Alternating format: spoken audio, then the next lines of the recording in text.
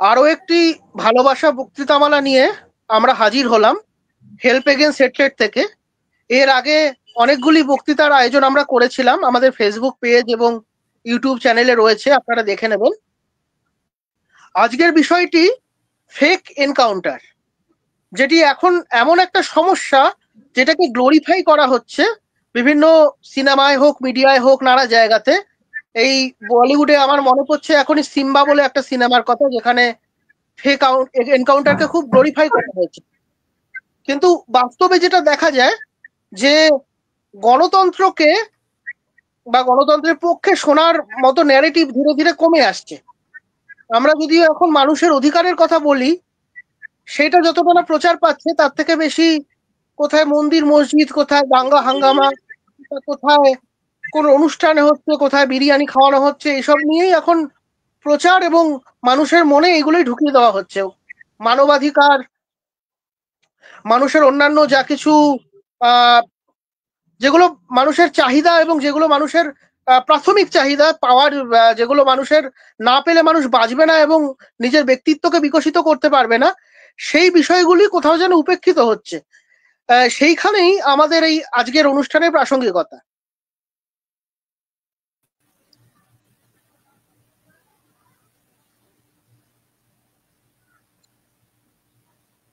তো আজকের অনুষ্ঠানে যারা অতিথি হিসাবে রয়েছেন, তাদের মধ্যে একজন হচ্ছেন অবশ্যই রাংতা মুন্সি, বিশিষ্ট সমাজকর্মী, এবং সঞ্চালক বা কথা সমন্বয়ের দায়িত্বে রয়েছেন মৃণাল জানা, যিনি একজন গণমাধ্যম কর্মী এবং সমাজকর্মী। তো আমি মৃণালদার কাছে ছেড়ে দিচ্ছি, তিনি পুরোটা পরিচালনা করবেন। শুধু এটুকু বলার যে সুপ্রিম কোর্টের রায় কিন্তু, বা সুপ্রিম কোর্টের মন্তব্য যে প্রজাতন্ত্র তার সন্তানকে হত্যা করতে পারে না, এই ফেক এনকাউন্টার সম্পর্কে এই কথাই সুপ্রিম কোর্ট বলেছিল। এই সূত্র ধরেই আজকের আলোচনা হবে। আমি মৃণালদার কাছে চলে যাচ্ছি। মৃণালদা। সবাইকে নমস্কার। আজকে যে ভালোবাসার বক্তৃতামালায় আমরা আজকে বসেছি কতগুলো কথা আলোচনা করার জন্য। আসলে এই কথাগুলো আইনে কি বলে না বলে সেগুলোর সাথে সাথে আমরা যেটা জানবো যে কেন হচ্ছে, কি জন্য হচ্ছে, এটাও আমরা জানতে চাইবো। আমাদের সাথে যেহেতু রাংতাদি আছেন, এপিডিআর এর গণতান্ত্রিক অধিকার রক্ষা সমিতির তিনি একজন নেতৃত্ব এবং দীর্ঘদিনের মানবাধিকার কর্মী, এবং তিনি নিজে আইনজীবীও বটে। ফলত আইনের দিকটা তিনি বলবেন, তার সাথে সাথে মানবাধিকারের দিক থেকে তার বক্তব্যটাও রাখবেন। এইটা আমরা আশা করব। আজকে বিষয় হচ্ছে ফেক এনকাউন্টার, অর্থাৎ ভুয়ো সংঘর্ষ, এবং রাষ্ট্র তার সন্তানকে মারতে পারে কি, এটা হচ্ছে প্রশ্ন আমাদের। কারণ সুপ্রিম কোর্টের একটা অবজারভেশনে সুপ্রিম কোর্ট জানিয়ে দিয়েছিলেন যে এটা রাষ্ট্র তার সন্তানকে হত্যা করতে পারে না ভুয়ো সংঘর্ষের নাম করে। যে সুপ্রিম কোর্ট এই রায় দিচ্ছে, যে সুপ্রিম কোর্টের রায়টাকে বা এই অবজারভেশনকে মেনে চলার দায়িত্ব হচ্ছে রাষ্ট্রের, সেই রাষ্ট্র মানে গত বছর তারা জানিয়েছে যে গত 6 বছরে তারা হত্যা করেছে, অর্থাৎ ফেক মানে এনকাউন্টারের নামে। আসলে এনকাউন্টার বলা হয়, কিন্তু সেটা কতটা সত্যি এনকাউন্টার সেইটা আমাদের জানতে হবে এবং বুঝতে হবে। এই এনকাউন্টার করা হচ্ছে কখনো সন্ত্রাসবাদীর নামে, কখনো অন্য কিছু নামে, কখনো মাওবাদের নামে, এইভাবে এনকাউন্টার করা হচ্ছে। এবং এই এনকাউন্টারে গত 6 বছরে হিউম্যান ন্যাশনাল রাইটস কমিশন তারা জানিয়েছে তারা 883 কেস এরকম পেয়েছে যেগুলো এনকাউন্টারের নামে হত্যা করা হয়েছে। এটা গত বছরের একটা রিপোর্ট, হ্যাঁ, গত বছরের রিপোর্ট। আর আমরা এর মধ্যে আমরা যদি গত কয়েকদিনের রিপোর্ট যদি আমরা দেখি, হ্যাঁ, তাহলে আমরা দেখতে পাবো জানুয়ারির 21-22 তারিখে 16 জন আদিবাসী মানুষকে হত্যা করা হয়েছে। এবং সেটা কোথায় হত্যা করা হয়েছে? ছত্তিশগড়ের রায়পুর ডিভিশনে, হ্যাঁ, রায়পুর ডিভিশনে গারিয়াবান্ধ জেলায়। এটা গত 21-22 জানুয়ারি, মানে এবছরের 21-22 জানুয়ারি হত্যা করা হয়েছে। এবং গত কয়েকদিন আগে 9 ফেব্রুয়ারি 2025 সেখানে 31 জনকে হত্যা করা হয়েছে ছত্তিশগড়ে। শুধু আমি ছত্তিশগড়ের কথাগুলো বলছি। এবং ছত্তিশগড় পুলিশ জানিয়েছে যে গত বছর, শুধুমাত্র গত বছর 2024 সালে সেটা হচ্ছে 219 জনকে হত্যা করা হয়েছে মাওবাদীদের নামে। এই রকম ভাবে মাওবাদী এবং নক্সালাইট নাম দিয়ে তাদেরকে হত্যা করা হয়েছে। এবং গত 8ই ফেব্রুয়ারি 2025, 9 তারিখের আগের দিন, জাস্ট যে 9 তারিখে হত্যা করা হলো 31 জনকে, সেই 9 তারিখের আগের দিন 8 জনকে হত্যা করা হয়েছে বিজাপুর জেলায়। অর্থাৎ এই রকম ভাবে একের পর এক হত্যালীলা চলছে মাওবাদীদের নাম করে, মাওবাদীকে নিকেশ করার নাম করে। কারণ আমাদের স্বরাষ্ট্রমন্ত্রী তিনি বলে দিয়েছেন নকশাল এবং মাওবাদকে দেশ থেকে 2026-এর 31 মার্চের মধ্যে নিকেশ করবেন। জাস্ট এই রকম শব্দ ব্যবহার করা হচ্ছে, নিকেশ করা হবে, হ্যাঁ। এবং সেখানে কারা মারা যাচ্ছে? মূলবাসী আদিবাসী বনাঞ্চলে বসবাস করেন যেসব মানুষজন, তাদেরকে হত্যা করা হচ্ছে। যারা মানে কোথাও তারা বনাধিকার আইন ঠিক মতো রাষ্ট্র মানছে না, সেই নিয়ে প্রতিবাদ করছেন, এইরকম জায়গা থেকে। আমি আর বেশি কথা বলবো না, আমি রাংতাদির কাছে সরাসরি চলে যাই। যে রাংতাদি, এই এনকাউন্টার, মানে এনকাউন্টারের নাম করে হত্যা করা হচ্ছে, এই যে ভুয়ো সংঘর্ষ করা হচ্ছে, হ্যাঁ, আইন প্রকৃতপক্ষে কি বলছে? এই এনকাউন্টারকে কি চোখে দেখছে আইন প্রকৃতপক্ষে, যদি আইনের দিকটা প্রাথমিকভাবে তুলে ধরা হয়?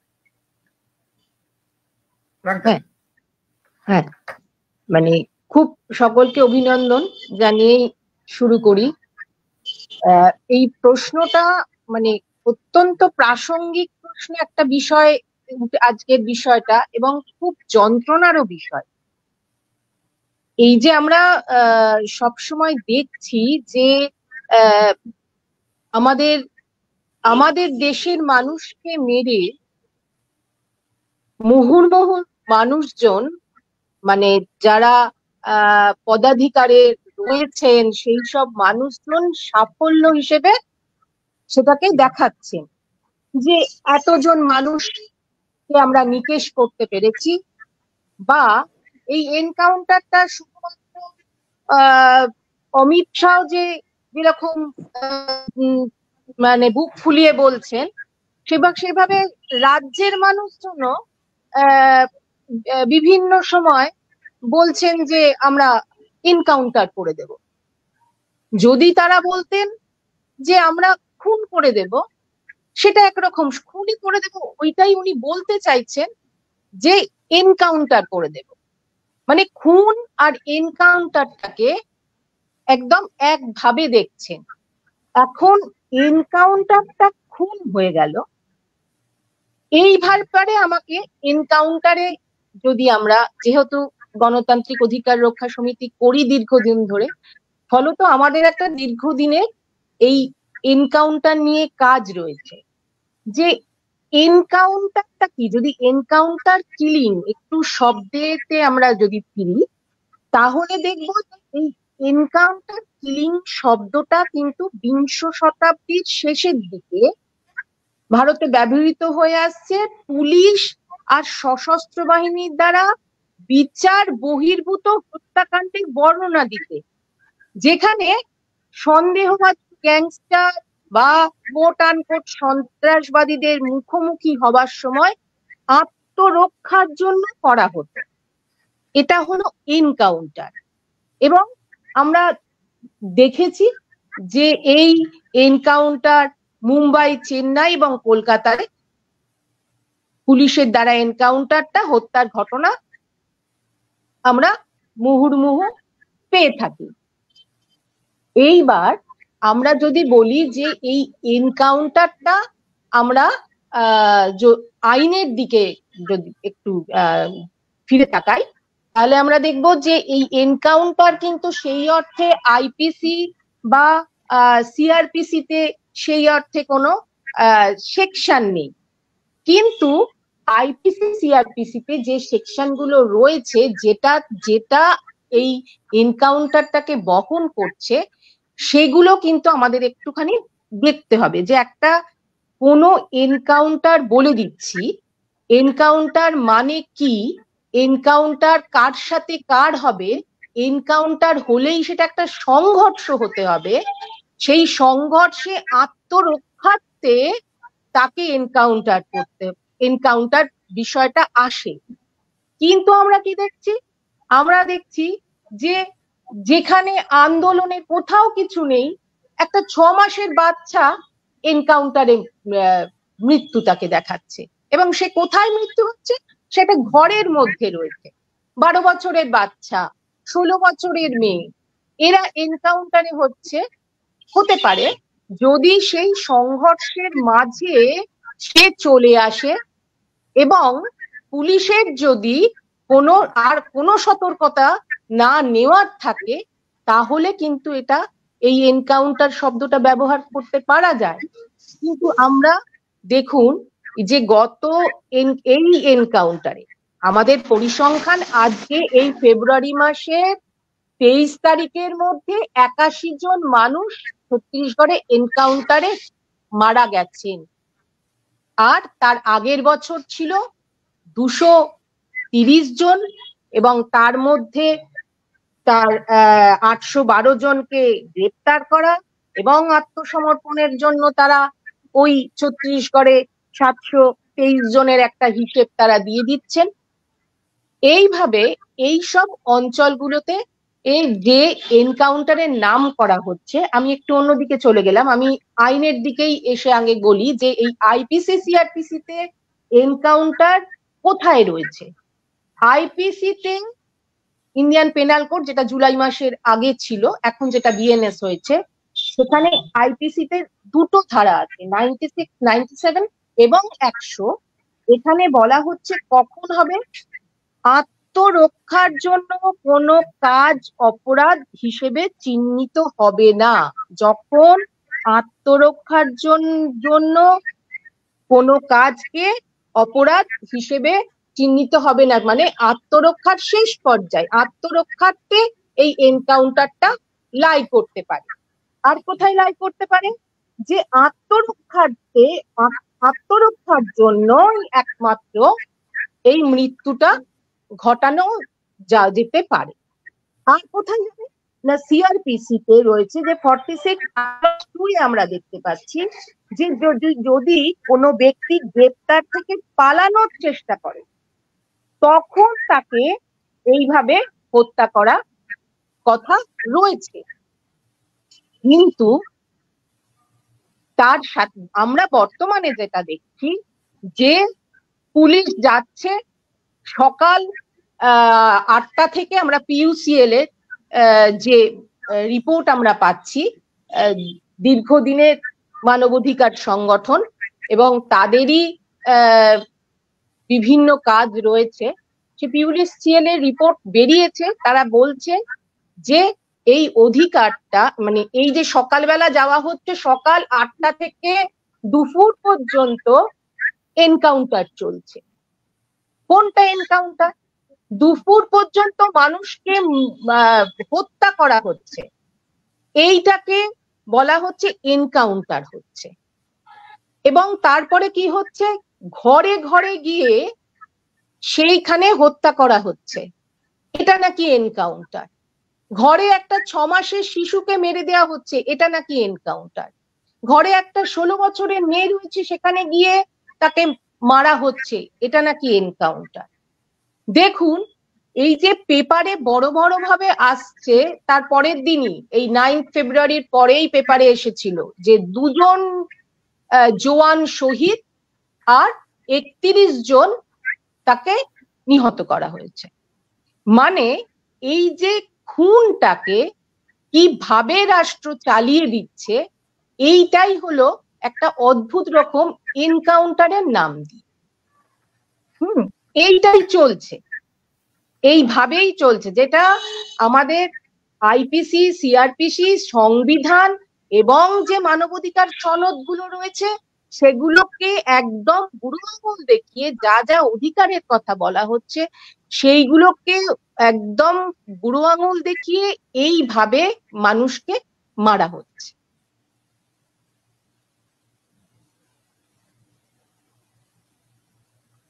হ্যাঁ, রাংতাদীপ, কথা কি কেটে গেল না? না না না, ওই শুনতে পাচ্ছি।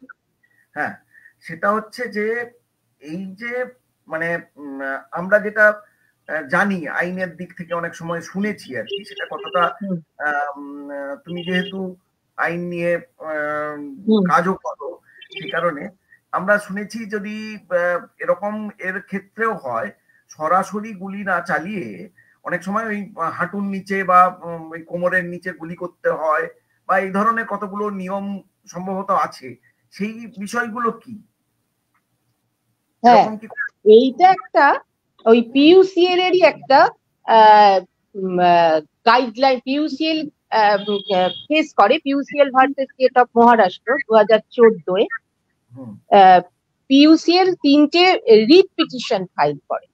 সেখানেও বিষয়টা ছিল যে ওই 95 থেকে 97 এর মধ্যে 99টা এনকাউন্টার হয় এবং সেখানে 135 জন মানুষ মারা যায়। তখন এই পিইউসিএল একটা 3টে রিট করে। সেখানে কিন্তু আমাদের প্রধান বিচারপতি আর.এম. লোধা এবং আর.এফ. নরিম্যান সেই সময় 16টা গাইডলাইনের একটা গাইডলাইন দেন যে এনকাউন্টার করতে গেলে, এনকাউন্টার হলে এই গাইডলাইনটা মানতে হবে। সেটা 16টা পয়েন্টসে সেই গাইডলাইন গুলো দেন এবং সেখানে শেষে এটা বলেও দেওয়া হয় যে তাদের ভারতের সংবিধানে 141 নম্বর অনুচ্ছেদে এইটাকে কিন্তু আইন হিসেবে নিতে হবে, ঘোষণা করতে হবে, করা হয়। এই 16টা পয়েন্টস কিন্তু কোনোটাই এইভাবে এনকাউন্টারে আমরা পাই না। এনকাউন্টারে ওখানে বলা হয় যে প্রথমেই একটা কেস যখনই আপনার কাছে কোনো রকম ইনফরমেশন আসবে সেটাকে রেজিস্টার করতে হবে, সেটা লেখা হোক বা ইলেকট্রনিক ফর্মেই হোক, সেটাকে করতে হবে। যে থানায় এই এনকাউন্টারটা করছে, যেখানে তারা ইনভলভ হচ্ছে, যে থানার পুলিশ, সেই থানার পুলিশ বাদ দিয়ে সেই অন্য থানা বা সিআইডি এরকম কোনো এজেন্সির মাধ্যম দিয়ে এই তদন্তটা করতে হবে এবং আমাদের ম্যাজিস্ট্রেটকে সঙ্গে সঙ্গে এটা যত দ্রুত সম্ভব তার এই রিপোর্ট কিন্তু পাঠাতে হবে, এনএইচআরসি কে পাঠাতে হবে। সেখানে ফুল রিপোর্ট, এফআইআর সমেত ফুল রিপোর্ট এনএইচআরসি কে দিতে হবে এবং ম্যাজিস্ট্রেটকে পাঠাতে হবে। এইরকম পর পর পর পর কম্পেনসেশন দিতে হবে। যে সারেন্ডার করার সময় যেসব উইপেন, যেসব অস্ত্র পাওয়া গেছে বা ব্যবহার হয়েছে সেগুলোকে ফরেন্সিকে দিতে হবে, ব্যালিস্টিক অ্যানালিসিস যেটা আছে সেগুলোতে যেতে হবে। এইরকম নানান রকম। তারপরে প্রমোশন, যারা এইখানে যেসব পুলিশ এই এনকাউন্টারে থাকবেন, যুক্ত থাকবেন, তাদের কোনো রকম প্রমোশন দেয়া হবে না, এবং তারপরেও তাদের বাড়ির লোকজনকে আত্মীয় স্বজনের সাথে যোগাযোগ করার ব্যবস্থা করা হবে। সেই আত্মীয় স্বজনের কোনো গ্রিভেন্স আছে কিনা, সেই গ্রিভেন্সের জন্য একটা গ্রিভেন্স সেল থাকবে, এবং সেটাও যদি সেখানেও যদি সে অস্বাচ্ছন্দ্য বোধ করে, স্বাচ্ছন্দ্য বোধ না করে, তাহলে সে সেশন জাজে যাবে, দায়রা কোর্টে গিয়ে তার অভিযোগ জানাতে পারবে। এইরকম একাধিক পয়েন্টস রয়েছে এই করার জন্য, তার কোনোটাই এসব ক্ষেত্রে মানা হয় না। আমাদের সাধারণতেই সংঘর্ষে একজনও কিন্তু পুলিশ অফিসার বা যে কোনো মৃত্যুই দুঃখজনক, কিন্তু কোনো আহত বা আঘাত বা একটা মিনিমাম আনন্যাচারাল ডেথের কেস পর্যন্ত আমরা পাই না, এবং স্বাভাবিকভাবেই ওখানকার মানুষজন সেখানে এইটা বলার মতো অবস্থাতেই থাকেন না। এগুলো তো এইভাবে চলছে। মানে আমরা তো দেখছি যে এই ধরনের এনকাউন্টার গুলো হচ্ছে। আমি এই যে যেটা ন্যাশনাল হিউম্যান রাইটস কমিশন যার রিপোর্ট দিয়েছে, যেটা নিয়ে একটা গত বছরই একটা মানে রিপোর্ট পেয়েছিলাম বিভিন্ন পত্রপত্রিকা থেকে, যে শুধুমাত্র ছত্তিশগড়ে সবচেয়ে বেশি এই ধরনের হত্যা হয়েছে, হ্যাঁ, এনকাউন্টারে, এবং কোন স্টেটই সেই অর্থে বাদ পড়ছে না। মানে 2017-তে এখানে রিপোর্ট দিচ্ছে 2017-তে সবচাইতে বেশি এনকাউন্টার হয়েছে উত্তরপ্রদেশে, হ্যাঁ, মানে এক্সট্রা জুডিশিয়াল এনকাউন্টার, মানে টার্মটা ব্যবহার করা হচ্ছে এক্সট্রা জুডিশিয়াল এনকাউন্টার, তার মানে ফেক এনকাউন্টার, বিচার বহির্ভূত এনকাউন্টার। মানে এই যে মানে 2017-তে উত্তরপ্রদেশে সবচাইতে বেশি এনকাউন্টার হয়েছে। আসামে এই এনকাউন্টারের সংখ্যা বেড়েছে, 45% বেড়েছে আসামে, হ্যাঁ, মণিপুরে বেড়েছে, কাশ্মীরে বেড়েছে। মানে এইরকম একের পর এক স্টেটে দেখা যাচ্ছে, মানে রাজ্যে দেখা যাচ্ছে যে এনকাউন্টারের সংখ্যা বেড়ে চলেছে। হ্যাঁ, মণিপুরে একটা সময় তো মানে প্রচুর পরিমাণে হয়েছে এনকাউন্টার দেখা যাচ্ছে। মানে এই রিপোর্টগুলো আসলে এই ধরনের ঘটনাগুলো যে ঘটছে, এটা কেন ঘটছে, মানে তুমি মানবাধিকারের দৃষ্টিকোণ থেকে যদি দেখো তাহলে কেন ঘটছে, মানে এরকম ঘটনা রাষ্ট্র কেন ঘটাচ্ছে। আর যেটা তুমি মোস্ট ইম্পর্টেন্ট কথা বললে, আমাদের পত্রপত্রিকাগুলো, এই যে ধরনের পত্রপত্রিকাগুলো যদি রিপোর্ট দেখো, আমি ফেব্রুয়ারির বাংলা পত্রিকাগুলো দেখছিলাম, যে অপারেশন কাগারের নাম করে যে হত্যালীলা চলছে আর কি, যে হত্যালীলা চলছে অপারেশন কাগারের নাম করে, আমি বাংলা পত্রিকায় দেখছিলাম মানে হেডলাইন করা হয়েছে ছত্তিশগড়ে 31 মাওবাদী নিকেশ। এই নামটা ব্যবহার করা হয়েছে, অর্থাৎ আর দুজন সেনাবাহিনীর দুজন জওয়ান শহীদ হলেন, তারা শহীদ। মানে রাষ্ট্রের এক ধরনের সন্তান, যদি আমি রাষ্ট্রের সন্তান ধরি দুজনকেই, তাহলে একজন শহীদ আর একজন তিনি নিকেশ ব্যবহার করা হচ্ছে। এই যে শব্দ বন্ধ ব্যবহার করা হচ্ছে, আসলে মানুষের মধ্যে তো এক ধরনের ঘৃণা ছড়ানোর জন্য এটা। একদম এইটা কেন করা হচ্ছে রাষ্ট্র পরিকল্পিতভাবে, এটা দিনের পর দিন কেন করে যাচ্ছে? আমার একটা মানে ভীষণ ভাবে যে এই যে বলা হচ্ছে যে এনকাউন্টার হতে গেলে তো তার বিভিন্ন দিক থাকতে হবে।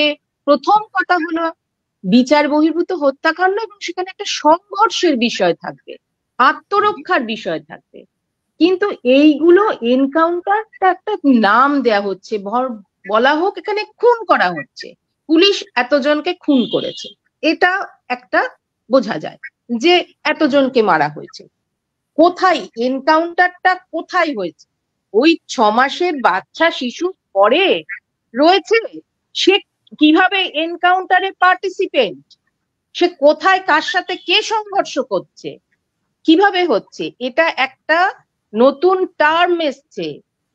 এটা আমাদের এই রাজ্যের মানুষই বলে দিচ্ছেন যে এনকাউন্টার করে দেব, হ্যাঁ, যে ওখানে এনকাউন্টার করে দেবো। আমি জানি না তার সাথে এনকাউন্টারের তিনি পুলিশ বা সশস্ত্র বাহিনী এনকাউন্টারের একটা অংশ, একটা পার্টিসিপেন্ট, তিনি কিভাবে পার্টিসিপেন্ট হচ্ছে। একটাই হতে পারে তিনি পুলিশ মন্ত্রীর ভাইপো, এইটা একটা সংযোগ হতে পারে, যে তাই জন্য উনি বলতে পারেন যে এনকাউন্টার করে দেব।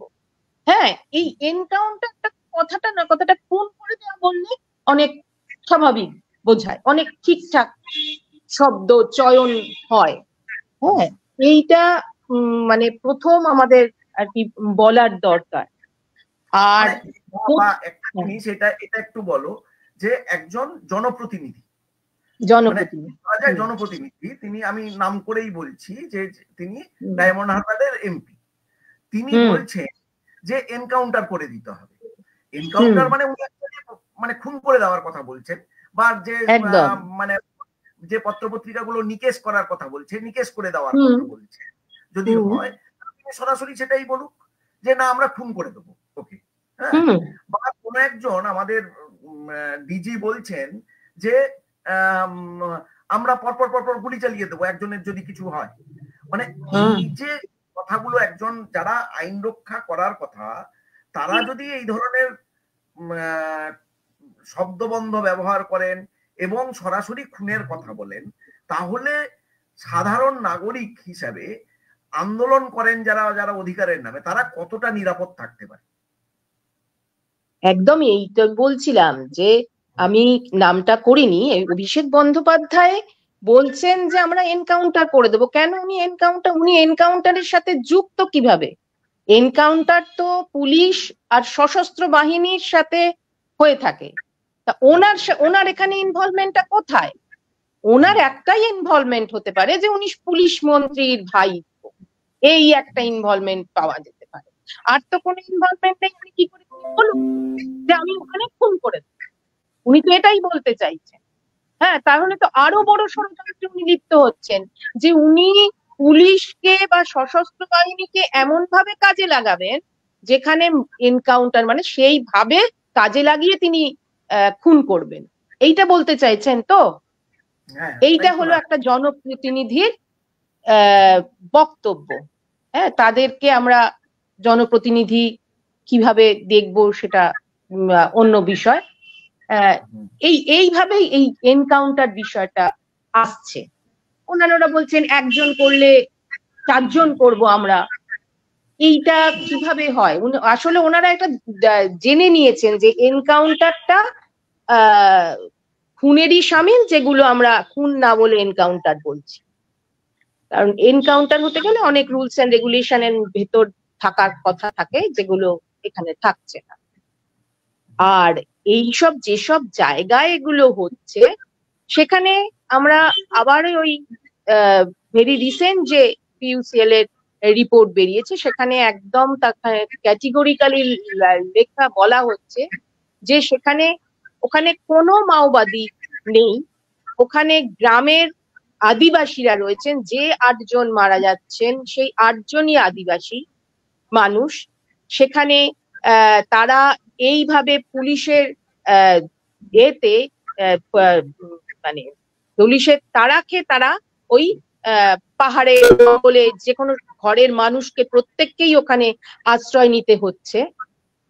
সেইখানে গিয়ে তারা 8 জনকে মেরে দিচ্ছেন, এবং এইখানে কেউ এখানে এইভাবে আদিবাসী মানুষের ওপর এই অত্যাচার, এবং এখানে কোনো রকম ভাবে কোনো মাওবাদী একজনও নেই। তারা এবার এদের লাস্ট যে রিপোর্ট বেরিয়েছে পিইউসিএল এ, সেটা একদম ভিভিডলি তারা রেখেছেন, এবং তারা বিভিন্নভাবে প্রশ্ন করেছে, যে তারা জিজ্ঞেস করছেন যে নিহত কারা ছিল, নিহতরা কি ইতিমধ্যে মাওবাদী ক্যাডার হিসেবে নিবন্ধিত ছিল, নাকি তারা নিরীহ গ্রামবাসী ছিল? পুলিশ কি গোয়েন্দা তদন্ত তথ্য পেয়েছিল, এবং কিসের ভিত্তিতে এই অভিযান পরিচালিত হয়েছিল? বল প্রয়োগ কি প্রয়োজন ছিল? এটা কি ন্যায্য, নাকি এটি গ্রামবাসীদের লক্ষ্য করে পরিকল্পিত পদক্ষেপ ছিল? মাওবাদীদের সন্দেহে কাউকে গ্রেপ্তার করার কোনো চেষ্টা কি করা হয়েছিল, নাকি কেবল তাদের হত্যা করাই ছিল তাদের উদ্দেশ্য? কতজনকে আপনারা গ্রেপ্তার করেছিলেন? এরকম হাজারো একটা প্রশ্ন তাদের রিপোর্টে রয়েছে, এবং যে প্রশ্নগুলো আমাদেরও প্রতিনিয়ত যন্ত্রণা দিচ্ছে। মানে তাহলে এই জায়গায় আসা যাক যে ধরা যাক ওখানে পিসিএল এর রিপোর্ট অনুযায়ী বা বিভিন্ন জায়গায় আমরা দেখেছি বক্তব্য রাখার ক্ষেত্রে এর আগেও বিভিন্ন জায়গায় যারা কাজকর্ম করেছেন ওইসব অঞ্চলে বিভিন্ন ক্ষেত্রে কাজকর্ম করেছেন, কেউ চিকিৎসার ক্ষেত্রে যুক্ত ছিলেন, এরকম মানুষজনের কাছে শুনেছি যে ওখানে মাওবাদী বলতে সেই রকম নেই। সাধারণ মানুষের যে ন্যূনতম অধিকার, সেইটুকু অধিকারের জন্য হয়তো কিছু আন্দোলন গড়ে উঠছে, সেখানে মাওবাদী সংগঠন নেই, কিন্তু সেখানে একের পর এক এই ধরনের হত্যা চলেছে। এইটা কেন হচ্ছে? মানে এটা কি যে আসলে ডেভেলপমেন্টের নাম করে যে জল জঙ্গল জমি অধিকার থেকে মানুষকে বিচ্ছিন্ন করা চলছিল, যেটা উড়িষ্যাতে দেখেছি আমরা, উড়িষ্যাতেও এর আগে দেখেছি যে আন্দোলনগুলো হচ্ছিল, সেগুলোকে দমন করার নাম করে কি এই ধরনের কাজগুলো হচ্ছে? যদি এটা নিয়ে একটুখানি বিস্তৃতভাবে বলো আর কি, যে কেন এই ধরনের ঘটনাগুলো বারবার ঘটছে, যেখানে মাওবাদী বলা হচ্ছে কিন্তু ওখানে কোনো মাওবাদী সংগঠন নেই হয়তো, সেই রকম জায়গায় কেন এই ধরনের ঘটনা ঘটানো হচ্ছে? এইটা একটুখানি যদি একটু ডিটেলে ভাবারও বিষয়, যে আমরা একটু যদি পিছিয়ে যাই আমরা কিন্তু দেখব যে মানে শতাব্দীর পর শতাব্দী ধরে উপজাতিরা স্বশাসনের পক্ষে ছিল। ব্রিটিশ প্রশাসন তাকে তাদের বর্বর হিসেবে চিহ্নিত করেছিল। আদিবাসী জনগোষ্ঠীর ওপর আধিপত্য প্রতিষ্ঠা, ঔপনিবেশিক নীতির মানে সহিংসতাটাকে বৈধতা দেওয়ার জন্য প্রথম করা হলো কি 1864 সালে বন বিভাগ করা হলো। তারপরে কি হলো 1878 সালে বন আইন হলো। এই যে বন বিভাগ এবং এই যে বন আইন, এগুলো করার সাথে সাথে করা হচ্ছে কি যে বনের সাথে সেখানকার আদিবাসীদের সংযোগটাকে বিচ্ছিন্ন করার একটা পদ্ধতি নেওয়া হচ্ছে। এইটা হলো দীর্ঘদিনের। এবার আমরা দেখেছি 1910-এ বস্তার, যেটাকে ভূমকাল বলা হয়, বিদ্রোহ, এবং পরবর্তীকালেও এই 2000 সালেও একটা মানে রাজ্য সরকারের উন্নয়নের নাম করে খনি কোম্পানিগুলোকে একটা, যেগুলোই চাষযোগ্য জমি নয় সেগুলোকে দেওয়ার একটা বড় পরিকল্পনা এখানে রয়েছে। এইটা বড় ঘটনা। এই যে জমি থেকে তাদের উচ্ছেদ করে দেওয়া এবং সেখানে খনি এবং সম্পূর্ণ রাস্তা এবং সেখানে কারখানা, সিমেন্ট কারখানা থেকে আরম্ভ করে ওখানে এগুলো করাতে একটা বড় অংশে যে মানুষকে উচ্ছেদ করা হচ্ছে। এই উচ্ছেদের জায়গায় এই উচ্ছেদটাকে বন্ধ করা, এটাই একটা মানুষের ওখানে কিন্তু সংগঠিত হওয়া, এবং এই মানুষগুলোকে এইভাবে যারাই এখানে সংগঠিত হচ্ছে বা হতে পারছে না, এইসব অঞ্চল জুড়ে ধরে এইভাবে রাষ্ট্রের একটা মানে সন্ত্রাস নামিয়ে আনার একটা বড় প্রচেষ্টা আমরা কিন্তু একটু ভেতরে গেলেই এগুলো দেখতে পাচ্ছি। এবং তারপরে এই পরপর তো আমরা যদি এইগুলোকে দেখে, এটা তো একটা এই ঘটনা নয়, এই যে এই অঞ্চলগুলোর সামরিকীকরণ একটা করার নাম মানে করার জন্য তারা কি করছে, তারা এলাকায় একটা মানে ওখানে এখন মানে কাশ্মীর পিছিয়ে যাচ্ছে, ওখানে 9 জন নাগরিক পিছু একজন করে একজন এই ব্যাটালিয়নের 36 মানে বিভিন্ন যে ব্যাটালিয়ন বিভিন্ন যে রয়েছে তারা থাকছে। কি কি ব্যাটালিয়ন ওখানে এখন এই মুহূর্তে ওখানে CRPF, BSF, Indo Tibetan border এর সশস্ত্র সীমা বল, সিআইএসএফ, এসটিএফ, ক্যাফ, ডিআরজি, মানে মুহুর্মুহু এখানে রয়েছে। এছাড়াও থাকছে কোবরা, গ্রেহাউন্ড। এবার এখানে 9 জন একদম সিভিলিয়ান প্রতি একজন সশস্ত্র ফোর্স থাকছে। এইভাবে এই অঞ্চলটাকে একটা সামরিকীকরণ করা হচ্ছে। আর কি হচ্ছে আমরা দেখেছি যে ওখানে 2005-এ আমরা কি দেখেছি যে ওই সালুয়া জুদুম, তারপর 2009-এ অপারেশন গ্রিন হান্ট, তারপর অপারেশন সমাধান প্রহার, তারপর ড্রোন হামলা, এখন অপারেশন কাগজ।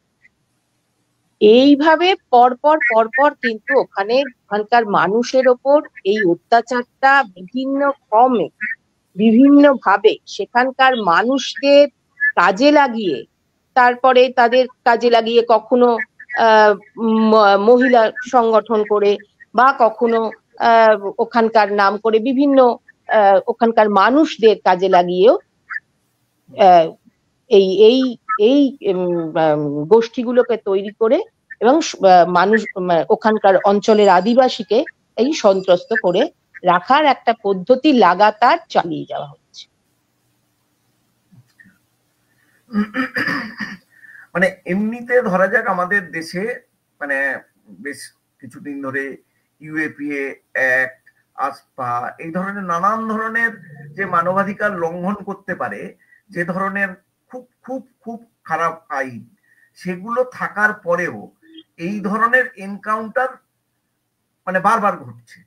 মানে ওগুলো করেছে, সেটা দিয়েও মানে মানুষের আন্দোলনকে দমন করতে পারছে না, তারপর এনকাউন্টার করা হচ্ছে। এবং যেটা মানে তুমি বলছিলে যে যখন এনকাউন্টার করা হচ্ছে, এর মধ্যে একটা রিপোর্টে দেখছিলাম যে প্রচুর নাকি অস্ত্রশস্ত্র পাওয়া গেছে এনকাউন্টারের পর ওই মানুষগুলোর কাছ থেকে, যাদেরকে নিকেশ, মানে ওদের ভাষায় নিকেশ করা হয়েছে, হ্যাঁ, তাদের কাছ থেকে প্রচুর অস্ত্রশস্ত্র পাওয়া গেছে। অথচ 9ই ফেব্রুয়ারির যে এনকাউন্টার বা মানে মানে fake encounter, actually fake encounter, বা 8ই ফেব্রুয়ারি ফেক এনকাউন্টার, একমাত্র 9ই ফেব্রুয়ারি দুজন সিকিউরিটি পার্সোনাল তারা নাকি নিহত হয়েছেন, অন্তত তাদের বক্তব্য অনুযায়ী। এবং মানে 8 তারিখে যখন প্রচুর অস্ত্র পাওয়া যাচ্ছে, তখন একজনও কেউ নিহত হচ্ছেন না, এই জওয়ানরা বা অন্য কেউ নিহত হচ্ছেন না, শুধুমাত্র মানে যাদেরকে মাওবাদী বলে চিহ্নিত করা হচ্ছে তারাই নিহত হচ্ছেন, তারাই নিকেশ হচ্ছেন। হ্যাঁ, এই যে ঘটনাগুলো ঘটছে, মানে এখান থেকে তো স্পষ্ট হয়ে যাচ্ছে যে ফেক এনকাউন্টার ছাড়া অন্য কিছু নয়, যে একজনও সেনাবাহিনী আহত বা নিহত হচ্ছেন না। আর মানে আমাদের ওরা নাকি খুবই অস্ত্রশস্ত্রে সজ্জিত, খুবই নাকি বিভিন্ন জায়গা থেকে, অন্তত যা রিপোর্ট দিচ্ছেন ওনারা, ওরা বিভিন্ন জায়গা থেকে অস্ত্র শিক্ষা পাচ্ছেন, আধুনিক অস্ত্র শিক্ষা পাচ্ছেন। সেই আধুনিক অস্ত্র শিক্ষা পাওয়ার পরও তারা একজনকে কাউকে আহত বা নিহত করতে পারছেন না, আর ওরা নিজেরাই নিহত হয়ে যাচ্ছে। এখান থেকে তো স্পষ্ট হয়ে যায় যে এটা একটা ফেক এনকাউন্টার, অর্থাৎ বিচার বহির্ভূত নানান কিছু এনকাউন্টার, বিচারের বাইরে এই হত্যাকাণ্ডগুলো চলছে। হ্যাঁ, কিন্তু এই আইনগুলো থাকার পরেও এনকাউন্টারের প্রয়োজন হয়ে পড়ছে রাষ্ট্রের। আসলে মূল উদ্দেশ্যটা কি রাষ্ট্রের? মূল উদ্দেশ্যটা কি? এইখানে তো একটা মানে এই যে বলছে যে প্রচুর অস্ত্র শস্ত্র, আমি একটু শুধু মানে স্বাভাবিক বুদ্ধিতেই আমরা, এটা পিইউসিএল কথাটা বারবার উঠে আসছে, পিইউসিএল এর রিপোর্টেও এই প্রশ্নগুলো তারা করেছেন, যে এই যে অস্ত্র শস্ত্রগুলো পাওয়া গেল সেগুলো কোথায় পাচ্ছে? এই অস্ত্র শস্ত্রগুলো কি আহতদের কাছে ছিল, নাকি অভিযানের পরে ফেলে রাখা হয়েছিল? এই অস্ত্র শস্ত্রগুলো কি ফরেন্সিকে গেছে? এই অস্ত্রশস্ত্রগুলোর কোনো ডিটেলিং কিন্তু অস্ত্রশস্ত্র পাওয়া গেছে, বহু অস্ত্রশস্ত্র পাওয়া গেছে, এই রকম কথা, গোল গোল কথা কিন্তু আমরা প্রতিটা মুহূর্তে শুনে থাকি। আর রাষ্ট্রের ক্ষেত্রে এই যে ছত্তিশগড়ে সেখানেও ইউএপিএ বহাল তবিয়াতে রয়েছে, এবং এইসব উপদ্রুত আইনগুলো বা এই যে নিবর্তনমূলক আইন যাকে আমরা বলছি, এইসব আইনগুলো বহাল থাকছে, সেখানে গ্রেপ্তার করা হচ্ছে, দীর্ঘদিন আটক করে ফেলে রাখা হচ্ছে, এবং আত্মসমর্পণের নামে একটা বড় সেখানে নাটকও চলে। তা এই সবগুলো থাকার পরও এই নিকেশগুলো না করলে ওই অঞ্চলটাকে ফাঁকা পাওয়া যাবে না, ওই জমিটা ফাঁকা পাওয়া যাবে না। ওই জমিটার নিচে যে খনিজ পদার্থটা আছে, যেটা উন্নয়নের জন্য দরকার, সেইটা পাওয়া যাবে।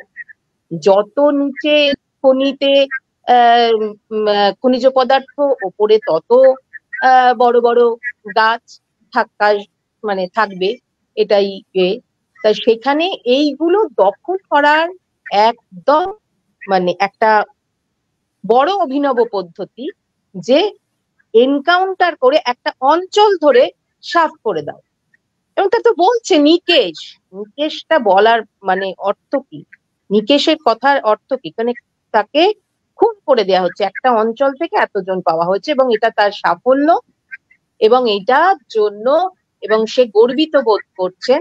এবং যারা করছেন, যেখানে অংশগ্রহণ করছেন, এখানে সুপ্রিম কোর্টের রয়েছে, যে গাইডলাইনে রয়েছে যে তাদের কোনো রকম প্রমোশন হবে না, তাদের কোনো রকম পুরস্কার করা হবে দেয়া হবে না, তাকে কোনো রকম গ্লোরিফাই করা যাবে না। সেখানে বুড়ো আঙুল দিয়ে তাদের সাফল্যে, মানুষের সাফল্যে, দেশের মানুষের মৃত্যুর সাফল্যে তারা বলিয়ান হচ্ছে। এই হলো আমাদের দেশ। এটা আমরা এবার শেষের দিকে প্রায় চলে এসেছি। একটুখানি যেহেতু আমাদের আলোচনার বিষয় যে ভুয়ো সংঘর্ষ বা ফেক এনকাউন্টার, রাষ্ট্র তার সন্তানকে এইভাবে খুন করতে পারে কি, মানে এখানে সুপ্রিম কোর্টের একটা বক্তব্যটাকে প্রায় তুলে ধরা হচ্ছে যে এইটাকে মানবাধিকার কর্মী হিসাবে, যে রাষ্ট্র তার সন্তানকে এভাবে খুন করতে পারে না ভুয়ো সংঘর্ষের নাম করে।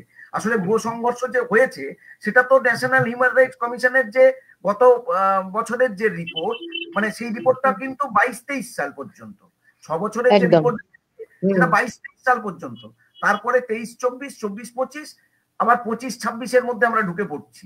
হ্যাঁ, এই ঘটনাগুলো মানে গত বছরই শুধু মানে সরকারি হিসেব অনুযায়ী, তুমি বললে 231, সেখানে সরকারি হিসেবে ওরা বলেছে যে 219, মানে ছত্তিশগড়ে শুধু। আচ্ছা, এবার অন্যান্য স্টেটেও এই এনকাউন্টার গুলো ঘটেছে একের পর এক স্টেট গুলোতে, যেটা আমরা দেখেছি ওই হিউম্যান রাইটস কমিশনের যে রিপোর্ট, যে বিচার বহির্ভূত ভাবে এনকাউন্টার করা হয়েছে, মানে হত্যা করা হয়েছে, মারা হয়েছে, এরকম ঘটনা একের পর এক ঘটেছে।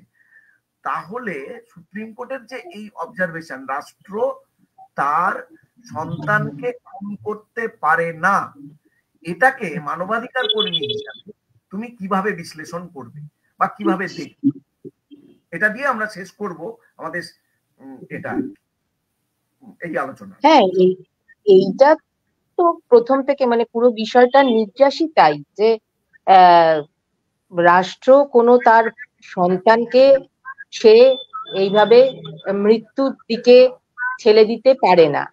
যদি তাকে আমাদের মানবাধিকার, আমাদের বিভিন্ন যেহেতু মানবাধিকার কর্মী হিসেবেই বলা, যে আমাদের মানবাধিকারের সনদে, হ্যাঁ, একটা মানুষকে আমরা বলছি এটা ভয়ঙ্কর ভাবে মানবাধিকার হরণ হচ্ছে। আমরা একটা মানুষকে যতক্ষণ না তার যে সে যার কৃত কর্মের জন্য আমরা যতক্ষণ না দোষী সাব্যস্ত হচ্ছে তাকে আমরা আসামি বলতে বলি না। এবং এটা আইসিসিপিআর এ রয়েছে যে তাকে যতক্ষণ না তার দোষ প্রমাণিত হচ্ছে তাকে নির্দোষ হিসেবেই ধরা হবে। এই যেখানে আমরা মানবাধিকার রয়েছে, সনদে রয়েছে, সেই জায়গা থেকে একজনকে তখন কোনো একজন সন্দেহভাজন তাকে দেখে এইভাবে গুলি করে দেওয়া, এইভাবে প্রাণ নিয়ে নেওয়া, এবং সেইখানকার আমাদের মানুষজন সেটাকে সাফল্য হিসেবে গর্বিত হওয়া, এটা চরম মানবাধিকার হরণ। প্রতিটা মানে ইঞ্চিতে ইঞ্চিতে এইটার হরণ আমরা এটা হচ্ছে, যে এটা কোনোভাবে হওয়া মানে একটা গণতান্ত্রিক দেশে কিছু মানুষকে মেরে ফেলে সেখানকার সেটাকে নিয়ে একটা সাফল্য বলে চিহ্নিত করা, এবং কোন তাদের মধ্যে যদি সংঘর্ষ, যদি তাদের কথা ধরা যায়, এনকাউন্টার, কাউকে সেখানে শহীদ করা আর কাউকে সেখানে নিকেশ করা, এই যে শব্দচয়ন, বা এই যে ভাবনা, এইটা আমরা মানবাধিকার কর্মী হিসেবে এইটা নিয়ে আমরা লড়াই করছি। সেটা গণতান্ত্রিক উপায়, মিটিং মিছিল ইয়েতে করে, পোস্টারিং করে, এছাড়াও আইন আদালত এই হিসেবে আমরা যতদূর পারবো এবং সুপ্রিম কোর্ট পর্যন্ত এই নিয়ে আমরা লড়াই চালাবো। ঠিক আছে, আজকের আমরা তো আলোচনা করলাম যে ভুয়ো সংঘর্ষ বা ফেক এনকাউন্টার রাষ্ট্র তার সন্তানকে এভাবে মারতে পারে কি, খুন করতে পারে কি, এটা নিয়ে আলোচনা হলো। আগামী দিনে এই আলোচনা হয়তো আরো বিস্তৃত আকারে করা যাবে, আরো নানান দিক, তার যে মানবিক যে আবেদন, একজন মানুষকে বাঁচিয়ে রাখার যে মানবিক আবেদন, সেটা নিয়ে আমরা তো লড়াই করব। এপিডিআর মানে গণতান্ত্রিক অধিকার রক্ষা সমিতি দীর্ঘদিন ধরে এই যেরকম ভাবে মানে এইভাবে খুনের তো বিরুদ্ধে যেভাবে ফাঁসির নামে মৃত্যুদণ্ড দেওয়া হয়, সেটাও গণতান্ত্রিক অধিকার রক্ষা সমিতি অনেক দিন ধরে তার বিরোধিতা করে আসছে। আমরা ধনঞ্জয়ের ফাঁসির ক্ষেত্রেও দেখেছিলাম গণতান্ত্রিক অধিকার রক্ষা সমিতি তারা রাস্তায় নেমেছিল। এই রকম বিভিন্ন মানবাধিকারের প্রশ্নে যে প্রশ্নগুলো উঠে আসছে সেগুলো নিয়ে আমরা আগামী দিনে আলোচনা করব। এই আলোচনা আজকে আপাতত সবাইকে আমরা ধন্যবাদ জানাই। শুভরাত্রি, সবাই ভালো থাকবেন। ঘন্টা দি আমরা শেষ করি। হ্যাঁ, নমস্কার সবাই। অবশ্যই আগামী দিনে এরকম হলে আরো ভালোভাবে ভালো লাগবে। নমস্কার সবাই।